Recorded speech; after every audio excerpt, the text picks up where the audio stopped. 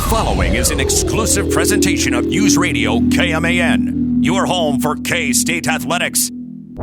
It's game time. This is The Game on News Radio KMAN.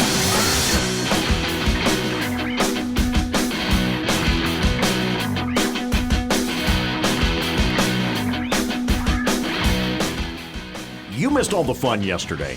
Yeah. Granted, half hour. But let's revisit Handshake Gate. Oh, yeah. For a moment. The most fun half hour I've ever had in my entire life. Man. We talking about a handshake. Did you go? I needed you to go through and do that today. I should do Just the entire rewrite bit. it. Do the entire bit. We talking about a handshake. Not a hug. Not a fist bump. Not a fist Not a bump. high Not a five. dap. Not a dap. Not a dap. A handshake. Noticed it got awfully quiet after 6 o'clock last night when Zapruder film footage showed that there actually had been a, relatively normal handshake. Yeah. It was the same handshake that Self gave in Bramlage a couple weeks back. What a weird. I don't know what he's fishing here for, but Someone in the KU media sphere brought it up. I'm not sure why Bill Self turned it into a discussion topic. man. Beyond that, beyond saying, it's okay, not a big deal. This, he was upset. It was a bad ball game for them, and let it ride. That's the type of stuff you talk about again. As I said yesterday, in the office, on the bus. Right. That's not public consumption stuff. That's not public consumption conversation. He let it rip. He really did. Wow. Very surprised to come from someone who has coached so many games to turn it into something that it wasn't. And has been known to do a drive-by himself. Absolutely. Anyway, all right. That topic we're going to, It intrigued me that it got awfully quiet after the secondary film showed up online last night. You notice how that entire thread just went, poof. See you later. As a former football coach of mine used to say, the eye in the sky don't lie. Mm-hmm. So not much to say after that thing comes out. And then you compare it to the other eye in the sky that doesn't lie. Exactly. So, yeah. So this guy's name is David Garcia. Yeah. We know him passionately as Dave G. Passionately. His name is Owen Burke. We have no nicknames for Owen. He's just the guy. Call the line. Give me some nicknames. Yeah. Get some ideas. OB the BO fan. Oh, wow. Whoa. OB has been a common nickname growing up, and at first I thought you were making a body odor reference. I was like, I'm in a different room than you first. And then I remembered what shirt I was wearing. I was like, that's actually pretty good. Yeah, Pretty See, good. I got the double entendre in there. So, yeah, thank you. Listen, we could talk about an old morning host that I worked with in BO, and that's another matter altogether. So, yeah, back in the days when the studio was lined with carpet and he was a smoker. Ooh. Man, I have had some air shifts back in college, working after the kid that didn't brush his teeth that well. Pop screen smells. Come on. Yeah, anyway, my name is Troy Coverdale, and I get to play ringleader this afternoon. One Mitchell Fortner is headed for Salina, where coming up at 5:45, he takes the air ahead of a Class 4A boys state basketball tournament tilt. Rock Creek taking on Atchison, a combined 6 losses between the two teams going into tonight's matchup. Atchison at number 2. With 2 losses. Rock Creek has lost 4 times this season. McPherson, by the way, in 4A boys already through to the semifinals. They beat Fort Scott earlier. Silver Lakes girls with a blowout win in 3A earlier today, as well as tournament action is well underway this afternoon at the varying sites. And again, it is strange that we do not have one in Manhattan this year. Yeah. Odd. Well, because of the Big 12 schedule. Put the Iowa State game on Saturday, and so it forced them to have to go elsewhere. Sure, they can't juggle that. I mean, that's way too much to figure out. I get it, but every year. You're like, oh, the 2A playoffs are here. It's always cool. Yeah. So the ongoing march of college football taking over every night of the week on television is continuing. Yes, we joke at length about Maction during the season. And yes, I happen to be junky enough that I will turn on the odd game during the course of the week. Come on. I mean, it's better than watching anything that regular television has at this point. For sure. Like, listen, Akron versus Toledo is better than any rerun I can think of. Come on. Let's go, Zips. I mean, really, you want me to actually watch something like Love is Blind? No. Nope. Good thing we said that in this segment and not in about 45 minutes when my wife gets in the car. Yeah, dude. Good man. Good thing my fiance is still at work. So it's good to know I'm not the only one in that boat right there. Reunion's coming up. Yay. You know, I'll defend those. Sometimes those can get real entertaining. They can get spicy. They can get hot real fast. Spicy. So SmackDown is no more for Fox Television. I think it's on USA. It's now. headed for USA. Yeah. So what they're going to replace it with is, and it may very well be why we do not know yet what night or day Arizona K-State will land this coming fall. Might be a Friday. Might be a Friday night. Oh, boy. Fox Sports announcing today that it will be carrying a weekly Friday night college football game starting this fall, per The Athletic. 3 conferences that Fox has the rights to: the Big Ten, the Big 12, and Mountain West. Mm-hmm. You know, it was always a gentleman's agreement that Friday night was sacred. Yep. It's hallowed ground. Can't do it. Don't put a game out on Friday. And it's just over the last 10 years or so, slowly,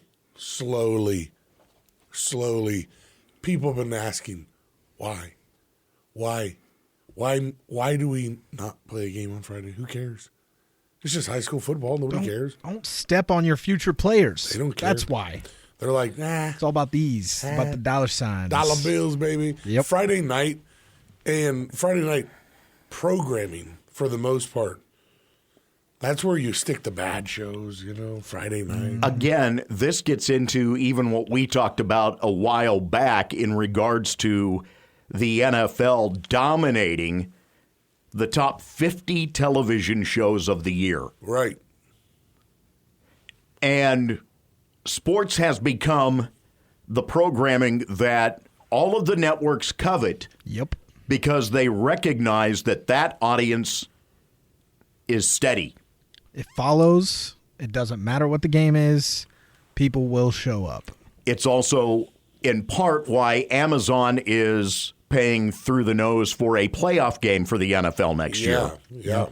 You have Peacock having already pulled off that trick this year. Mm-hmm. The streaming guys went in because they recognize that it's a built-in audience for them as well. Mm-hmm. Especially playoff time, because you're catching possibly 20 fan bases that are going to be watching a game because their team's not in it anymore, or all of the games at that point. When your team gets sent home, doesn't mean I'm not watching football. I may take a week off, give myself a break, but Lord knows I'm coming back around for the AFC title game. There are a couple of things about this Friday night aspect. And again, this is going to be the first officially steady, over-the-air Friday night schedule that any of the networks have put forth. ESPN has had Friday night games for a while, kind of an unsteady, but on cable. This is going to be the first time that Fox does something, and it's a linear week by week by week rundown. 2 things come up to mind. The first comes back to a conversation that Mike Marsh, the athletic director over at Manhattan High, and I were having when the football schedule for K-State was announced, and that Arizona K-State game happens to fall on a week where Manhattan's got an interesting conundrum. And it goes back to the previous week as well. If you try to schedule the previous week's game at Garden City on Saturday night to give yourself, some room to maneuver, because it's first weekend of the year, there's really, not a lot that going on. You can give yourself an extra day there, help your fan base get to Garden City for a game, that type of thing. But then you turn around and K-State, Arizona lands on a Friday night. Where do you move your game to? You don't want to put your team in a position where it has to turn around and play on Thursday. You don't want to schedule for Friday because, especially in the community of this size, having that conflict between the two items is also a drain on such things as Riley County Police Department, EMS, all of the things that go into making both work. Right. Yeah, and it's going to hurt MHS too in the long run, because if you ask a lot of people, which game are you going to go to? Oh, yeah. We know where a majority, and it's nothing against MHS. It's K-State football. It's just the reality. Yeah. It's the reality of the situation. So there's that item that comes to mind immediately. And on a similar basis, and this one is the one that if you really think this through, you're left wondering what is going to happen.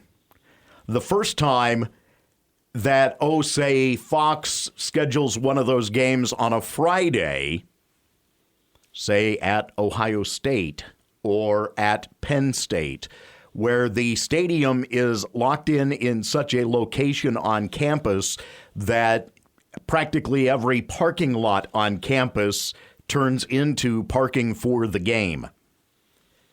You've just wiped out Friday classes. Yeah, not just the night ones either. No. Probably a good chunk of the afternoon ones too. All because you want a football game on a Friday night. Because you want a couple extra dollars with your college football. For the TV game. folks, yeah. Yeah. It's just a matter of time, too, before they go, well, what's better than one game? Oh, brother. On a Friday? Well, and gonna happen. About 2 games on a Friday? What if we did a 5 o'clock kickoff and then an 8 o'clock kickoff? Or Okay. a 3 o'clock kickoff? And who cares? All right. Now you're looking at, again, the 3 conferences, 2 of which have presence in the Eastern time zone, the Central time zone, and the Pacific time zone, Yep. and 2 of which have presence in the Mountain time zone, because you've got the Big 10, the Big 12, and the Mountain West. Yeah. Every time zone is hit there. Yep.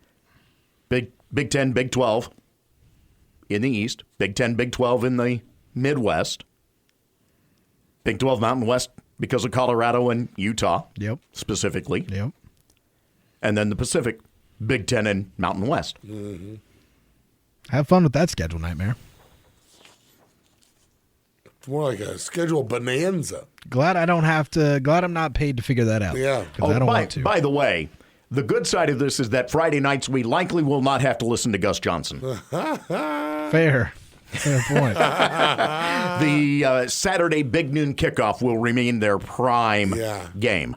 Cool. Good. I saw along these lines, did you see the deal that True TV, not really a deal, but the pivot that they made today?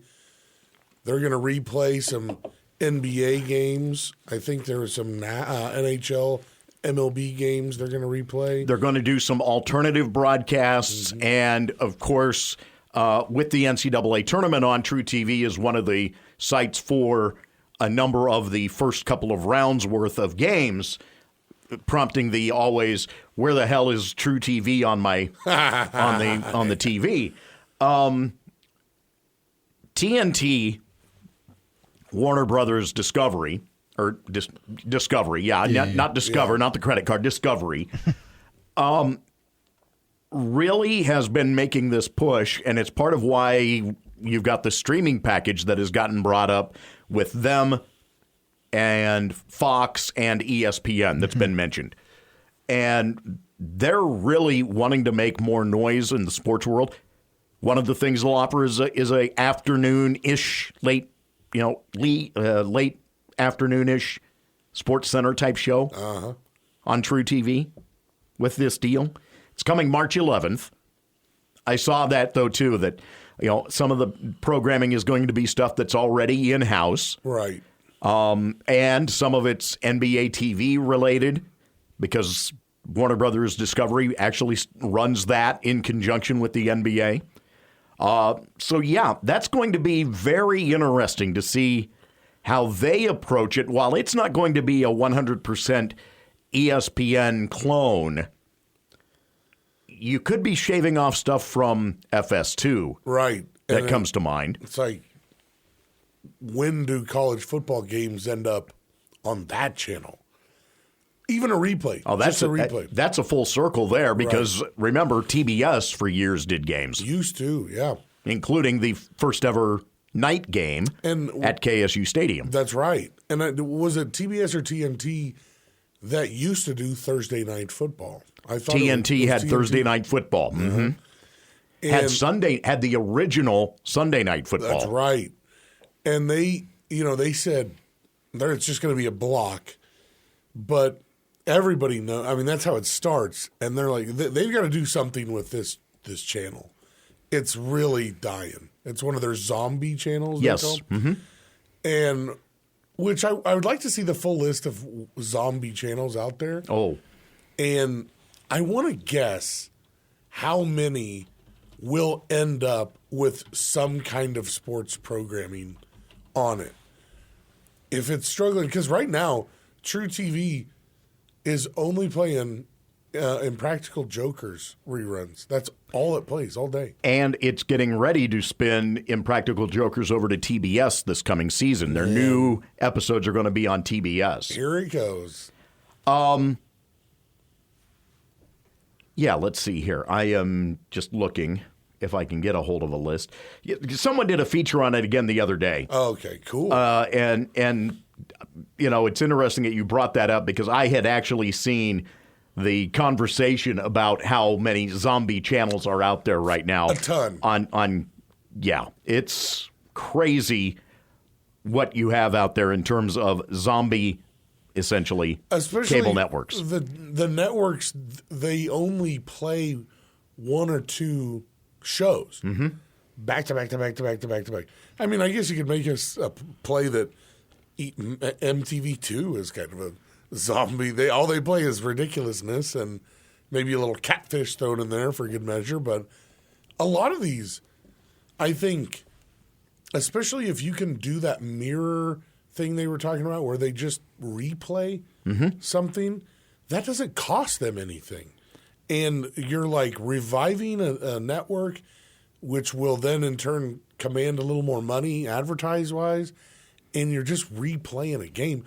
I've always wondered, why don't they replay games? That never happens anymore. I never see. ESPN used to be famous for after 2, you would see a college football game, and it'd be edited for time. Yes. They would edit it for time and cut out some of the stuff, but you could rewatch a game very late. They don't do that anymore. And no. I wonder why. Maybe they don't feel they have the time or whatever. But I think some of it is editing.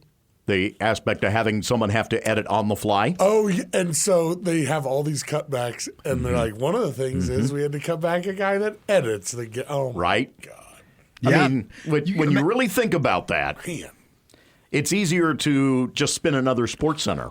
Play it. Rerun. Play it. Can you imagine how long it would take? Because somebody's got to sit down and watch that full game and just figure out what parts, and you're just trimming through it. They do it. Due to contractual obligations, we jump forward in the broadcast. A lot of times they do it in the truck. Yeah. And that person is so good. I always think about it. That person is the same person that does the replay stuff.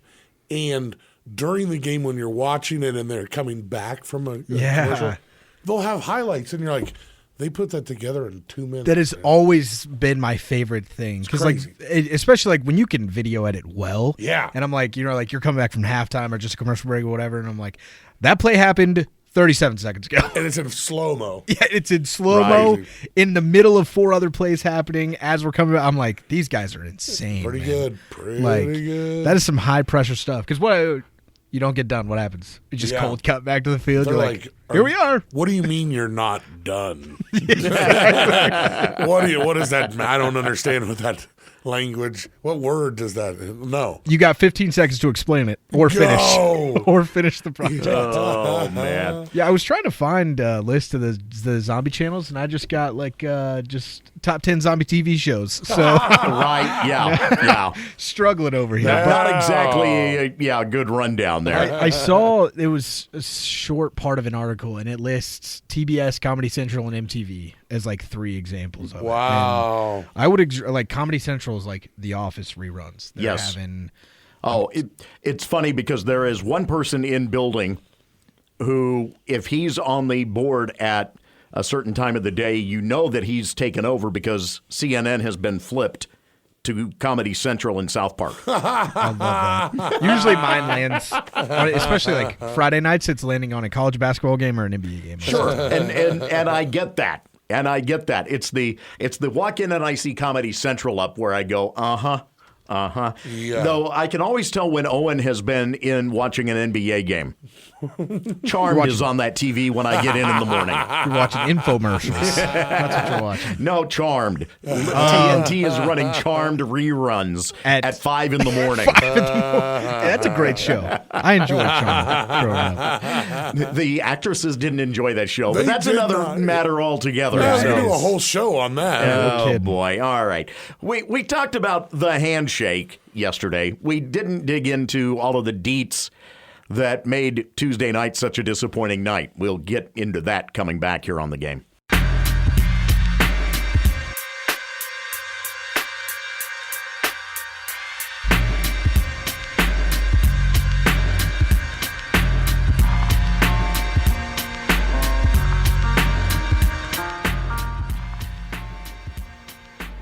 Troy Coverdale, Dave G., Owen Burke with you on the game this afternoon. 90-68. Still stings a bit 2 days after the fact, as K-State may have seen its NCAA tournament hopes wither away. Tyler Perry today, in meeting with the media ahead of Saturday being senior day, saying that a win on Saturday would definitely bolster their hopes, and that if they do pull off that win, they put the committee in a very tough spot. And he's right, but ... 90-68. And of course, it has to be at the hands of the Jayhawks. Mm-hmm. Just all around an ugly night for K-State. But I think the thing that sticks in my craw the most is that you gave up 49 points in the second half. And what is it about that building that allows KU to shoot so well? We talked yesterday about them playing Houston this week, and it's in Houston on Saturday afternoon. They beat Houston by shooting well and scoring at the time the most points that Houston had given up all year. 90 points, 49 of those after halftime, because when it's done, they shoot 50% after halftime, 56% from beyond the three-point line. That was where they went on that run and started hitting threes. And it got so ugly so quickly. Mm-hmm. So quickly. Mm-hmm. They put any doubt to bed. Yeah. By the time you hit the 12-minute mark. It was over. And especially with the lack of offense that K-State was getting from its starters. Sure, you finished the night by winding up with, Art coming out of there. Let's see here. Points. There we go. 10 points, 8 boards. I don't think he scored after the 12-minute mark. I think he hit 2 free throws early in the second half to get to 10, and that was it. Will McNair Jr. off the bench wound up being your leading scorer with his first double-double. Mm-hmm. David Gasson, who continues to fight his knee, 10 points. That's all well and good. But your starters, Day-Day Ames with 10, Arthur Kaluma with 10. Your other 3 starters finished with 6 points. The bench carried the day on Tuesday night, as best you can put it. And when you look at the entire season and you go, say you're coming out of that game, you didn't watch it, and you're like, give me the rundown. Like, what happened? You're like, our bench scoring carried us in that game. And you're like, well, either they played out of their gourds or we lost that game by a lot. Because that has been a large weakness of this team for the entire season, is that when those 5 guys aren't on the court, not a lot of scoring is going on. And so when your bench finally shows up to have your starters kind of no-show on you, it stings twice as much to me. And I don't even think Sting does justice to what I'm feeling currently still, 2 days after the fact. A burn. Mm-hmm. I feel very burned. Mm-hmm. I'm not a happy camper, to say the least. I mean, how do you give up 4 from 5 from beyond the arc to Nicholas, no, I'm not Justin Timberlake? He's turned it on in the second half of the season. That guy was locked in, man. He was he knew what he was supposed to do out there, and he did it.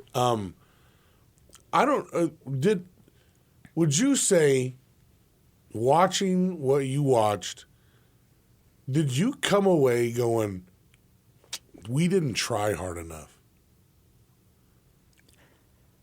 I didn't think that it was, well, that one you can pin on us not playing hard enough. I thought they played relatively hard. I just thought they couldn't hit a shot to save their life. Couldn't hit a shot and couldn't stop the others from falling. Stop them. But the coaches felt otherwise. Right. Yeah. And I know, I've said it before, I'm a casual fan, a fat guy sitting on his couch. And these guys will know, they have forgot more about basketball than I'll ever know in my life. I will never know the game as well as the folks drawing up the plays know. But I have seen a team that's not playing hard before. I've been like, those guys don't care. Get them out of there. And I didn't see that. I saw a team overmatched.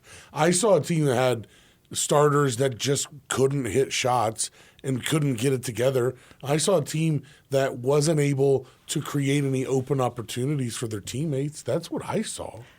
What I think maybe plays a role in how it was colored in Coach's mind was, to a point, yes, there may have been fight. It's when they hit the threes that buried K-State. Yeah. That Coach maybe feels like that was where there was no energy. And the other thing is, from there on out, all it took would have been, even if they gave effort for 80% of the game, that 4-minute stretch sunk the entire night. I agree. Like, it was over from a standpoint of fans as well. That stretch murdered them. And then it was just like, when can we get out of here? Like, I get it. Like, I totally get it. But I think it's also like, these guys know when we go down the court to the other end, it's not working. You know, like, that wasn't – Will McNair being your leading scorer, that's never good. That's never going to be – no, that is never him. Going to be a good thing. And it just wasn't – it wasn't their night. And in different variations, it wasn't their night. And it stinks. It stinks. I think even if they show up as they usually do, maybe not as much as Bramblage, but our normal K-State men's basketball game that we would usually get, I don't know if that team can beat a KU team that's going to put up 90. Mm-hmm. I don't know if I see that offense going out there and keeping up, even on a top 5 night of their season, to go out there and match 90 points on the other end. It's going to be extremely difficult to do. I do find the message a little weirdly timed. There's a game left in the season. Even with a win, you've missed your 9-9 mark that you wanted to make the NCAA tournament.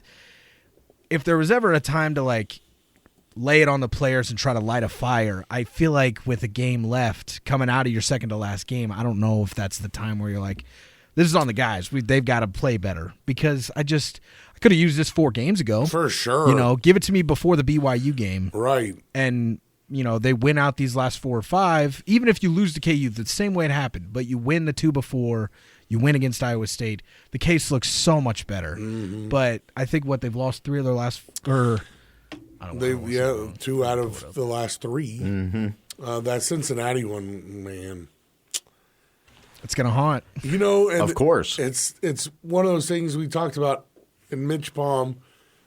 Cincinnati being one of the worst 3-point shooting teams in the nation. And then they go out in a bunch. And then the guy with the dagger at the end, as Billy Packer would say. It's just, if they beat Iowa State, I'm curious. I have no idea what he means by it'll put the committee in a weird spot. It'll put the tournament committee in a tough spot, because they'll have to try to determine whether K-State is worthy of the NCAA field or not. Oh. Yeah, I had the same reaction, but I didn't want to say it. I don't know. Here's what I don't like now going into Saturday. Sure. Cincinnati is the team that is right beneath K-State in the standings. K-State, with a loss, per chance, winds up tied with Cincinnati. That means K-State falls into that spot of having to play already on Wednesday. Playing the play-in for the 16? You got it. Yeah, that's not a favorable spot to be in for any team. No, because then you have to win 5 games to win the tournament. Yeah. I mean, it's tough enough to do 4. Yeah. Right. And, I keep harping on it, but if they lose at Iowa State, are we for certain that they will be in the 10th or 11th spot in the Big 12? Because that's where, you keep reading, the Big 12 should get 9 teams in. Yeah. And then the next 2 will be Bubble. who the NIT. Well, it'll be the 9 straight up, and that's who's going to the tournament. And the NIT is the 10th and 11th schools. That's what I'm worried about, is them falling out of the 10th or 11th spot. I don't think that'll happen. That would be brutal. I think. Go ahead. Finish it. I think they're sitting at 10 right now. Cincinnati's tied with them both. They're both 17 and 13. So very large implications for Cincinnati's game this weekend as well. But K-State loses, probably an NIT win. You have a chance, but probably still an NIT. And then you're hopeful of doing something in Kansas City briefly. Yeah. Just by way of noting, while K-State is playing host to Iowa State on Saturday, Cincinnati's last matchup is at home against West Virginia. The pesky Mountaineers. Come on, Mountaineers. That's what lies between K-State potentially being the 10th place team, 11th place team. Yep. Sorry, and having to play a. We're wearing blue and gold on Saturday too. We got a double duty. Smokes. Biggest Raekwon Battle fan you've ever seen. He's going off for 40 points. All right. On that note, spring football is underway. Mitch had the opportunity to sit down and chat with one of the returners for the Cats. We'll have that next on the game.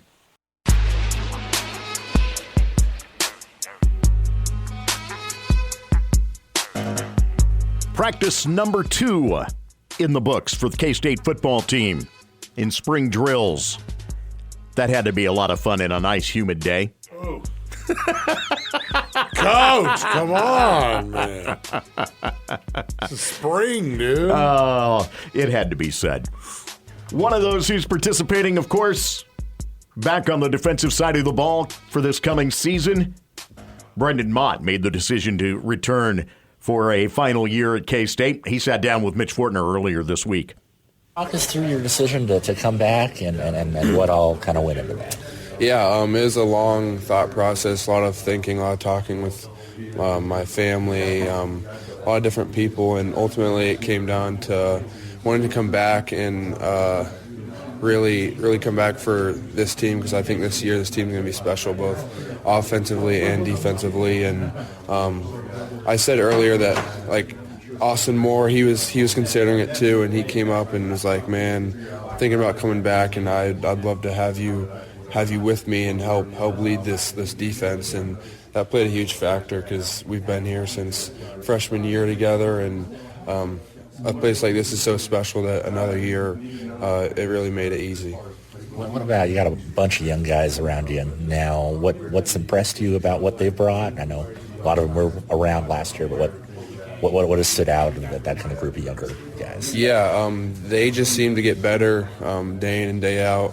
In the weight room, in the playbook, in the runs, they really push me to want to get better. So it's really cool seeing them grow and be able to kind of share any knowledge that I have to them to make them better players. You look bigger. Have you got a playing weight targeted? Yeah, playing weight is at least 250 pounds I can hold. We got our body comp stuff back last week, and that was my biggest focus was my body and my size, and I put on, I'm up 16 pounds of muscle and down 3 pounds of fat, so that's a good start, but I got to keep going. But I was really pleased with that. What's the off season with Coach Drew been like, and introductions for the new guys? Yeah, I mean, coming back, Coach Drew's workouts are gonna be no joke, but he's gonna get you right. He's gonna get you in the best shape possible. So heading into spring ball, myself, the whole team, we're in our best shape, and we're really ready to attack spring ball. Is there a certain drill or something that Coach Drew does that you guys dread more than the other ones? The first 2 weeks coming back there for running, we do cross fields, and we have to backpedal back, and I think that they think that that's kind of like an easy introduction run, but talking to every player, we all absolutely dread it. So I hope he hears this and realizes that we do not like that run. What's the defense got to do to improve next fall? I think that we have the playmakers, we have the talent. We just need to keep continuing to grow, and the leaders on the defense need to take that lead. Our coaches are great. They know what needs to be done, but at the end of the day, it's a player-led team, and older guys on the defense like myself need to really take that charge and that lead. Have you agreed to allow EA Sports to use your NIL? Yeah, I think it's a really cool opportunity. Selfishly, growing up as a kid, I mean, I think every kid playing the EA Sports game growing up had a dream of wanting to be in the game. So I think it's really cool that's finally back, and I'm super excited for it. So the $600 and a copy of a game, you're all for it? Yeah, I can't really argue with that one. Kind of saw where that was going, right? Yeah.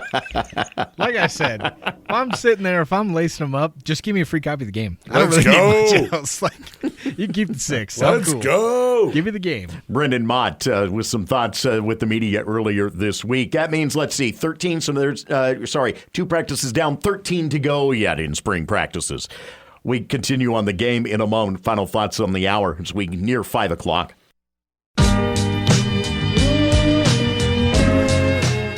Closing in on the top of the hour,